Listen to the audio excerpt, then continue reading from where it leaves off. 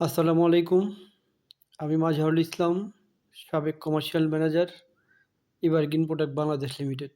আজ আমরা আমদানি রপ্তানি বাণিজ্যের ইনকোটার্মস নিয়ে আলোচনা করব। ইনকোটার্মস ইন্টারন্যাশনাল চেম্বার অফ কমার্স থেকে এই 2020 সালের যে 11টা ইনকোটার্মস নিয়ে আলোচনা করা হয়েছিল, আজকে ওইগুলাই নিয়ে আলোচনা করব। এবং ইন্টারন্যাশনাল চেম্বার অফ কমার্সই এগুলার রেগুলেটরি বডি, তারাই এগুলার নিয়ম নীতি সবগুলা প্রকাশনা করে এবং প্রচার এবং প্রকাশনার দায়িত্বে তারাই থাকে। এবং আন্তর্জাতিক বাণিজ্যে এই ইনকোটার্মসগুলো অত্যন্ত গুরুত্বপূর্ণ। এবং ইনকোটার্মসের মেইন কাজ হচ্ছে আপনার রিস্কটা বায়ার থেকে সেলারের কাছে কখন বা সেলার থেকে বায়ারের কাছে কখন ট্রান্সফার হবে, এ ব্যাপার নিয়ে আলোচনা করে। এবং মাল কোথায় পৌঁছায় দেওয়া হবে, কে এই যে জাহাজ ভাড়া কে বহন করবে, অথবা ইন্স্যুরেন্স কে বহন করবে, তারপরে মাল কোন জায়গায় পর্যন্ত পৌঁছায় দেওয়ার দায়িত্ব কার, এগুলা নিয়ে সাধারণত আলোচনা হয়। অর্থাৎ কার এই যে সেলার থেকে বায়ারের কাছে কীভাবে রিস্ক ট্রান্সফার হয়, এগুলাই নিয়ে সাধারণত ইনকোটার্মসগুলা বেশি আলোচনা হয়, বা এগুলাই মেইন টপিকস ইনকোটার্মসের। আজ আমরা ইনকোটার্মসের 11টা প্রত্যেকটা নিয়ে একটু আলোচনা করব। এখানে 11টার মধ্যে আপনার 4টা গ্রুপে 11টা ভাগ করা। যেমন ই গ্রুপে আছে এক্স ওয়ার্ক। এক্স ওয়ার্কের কাজটা হচ্ছে যে বিক্রেতা মাল তৈরি করে তার গুদামে রাখবে। গুদামে রাখার পরে যাবতীয় খরচ বহন করে ক্রেতা তার মাল নিয়ে যাবে। তারপরে এফ গ্রুপে আছে আপনার এফসি আছে, এফএএস আছে, এফওবি আছে। এফসি এটা হচ্ছে যে ফ্রি ক্যারিয়ার। এক্ষেত্রে ট্রান্সপোর্টেশন কস্ট বায়ার বহন করবে এবং আনুষঙ্গিক যে খরচগুলো আছে এগুলা সাধারণত বায়ারই বহন করে। এফএএস ক্ষেত্রে ফ্রি অ্যালোংসের শিপ। এই ক্ষেত্রে আপনার বিক্রেতা জাহাজের পাশে মাল রাখবে এবং জাহাজে উঠানোর পরে যাবতীয় যে খরচগুলো আছে, যাবতীয় খরচ বহন করবে আপনার ক্রেতা। তারপরে FOB free on board. Free on বোর্ডের ক্ষেত্রে যে বিক্রেতার দায়িত্ব শুধু জাহাজে মালটা পৌঁছে দেওয়া। জাহাজে মাল পৌঁছে দেওয়ার পরে বা জাহাজে মাল উঠানোর পরে যাবতীয় খরচ যেগুলো আছে এগুলার খরচ আপনার বিক্রেতার কাছেই বর্তায়।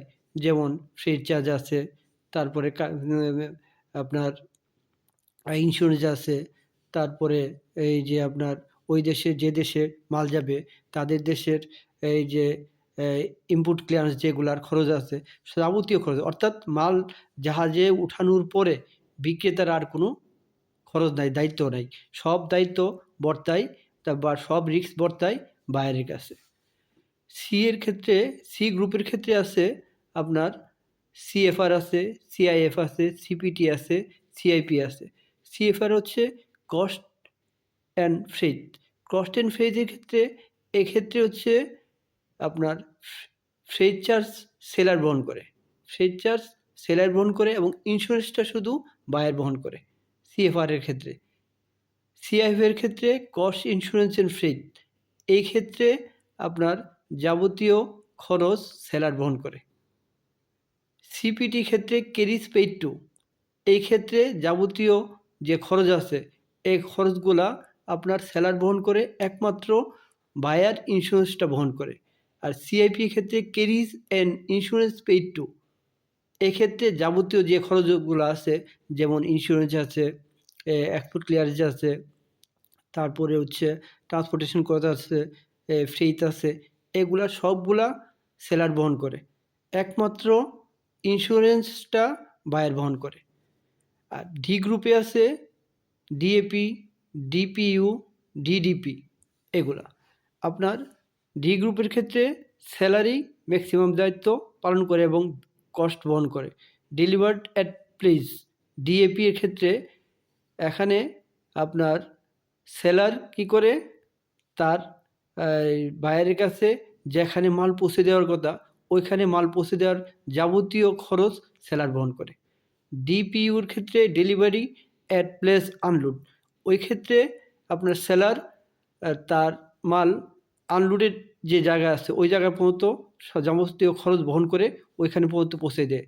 আর ডিডিপির ক্ষেত্রে ডেলিভারি ডিউটি পেইড, এই ক্ষেত্রে হচ্ছে ডেলিভারি ডিউটি পেইডটা হচ্ছে সমস্ত যত বায়ার আছে তারা খুব বেশি এটা পছন্দ করে, কারণ ওইখানে যাবতীয় খরচগুলা সেলার উপর দেওয়া যায়। কি কি খরচ সেলার বহন করে এক্ষেত্রে? আপনার ট্রান্সপোর্টেশন কস্ট বহন করে, ফ্রেট চার্জ বহন করে, তারপরে এই যে এক্সপোর্ট ক্লিয়ারেন্সটা দিয়ে দেয়, তারপরে যাবতীয় যে খরচ আছে সমস্ত প্রকার খরচ, ইন্স্যুরেন্স সহ সমস্ত প্রকার খরচ সেলার বহন করে। আর একমাত্র তাদের দেশে যখন মালটা পৌঁছে তখন কাস্টমস ক্লিয়ারেন্স দিয়া এই যে খরচটা আছে এই খরচটা আপনার বায়ার বহন করে সে মাল নিয়ে যায়। তো আন্তর্জাতিক বাণিজ্যের ক্ষেত্রে আপনার সবচেয়ে বেশি ব্যবহৃত হয় এফওবিটা, ফ্রি অন বোর্ড যেটা, সিআইএফ, এক্স ওয়ার্কার, এফসিএ এবং ডিডিপি। ডিডিপিটা বেশিরভাগ ক্ষেত্রে বেশি অনেক আপনার বায়ার যারা তারা পছন্দ করে বেশি, কারণ খরচগুলা সেলার উপরে দিয়ে যায়, সেক্ষেত্রে তারা এটা পছন্দ করে। তো আশা করি সবাই এই ব্যাপারগুলা ভালোভাবে বুঝতে পারছেন। আল্লাহ হাফেজ।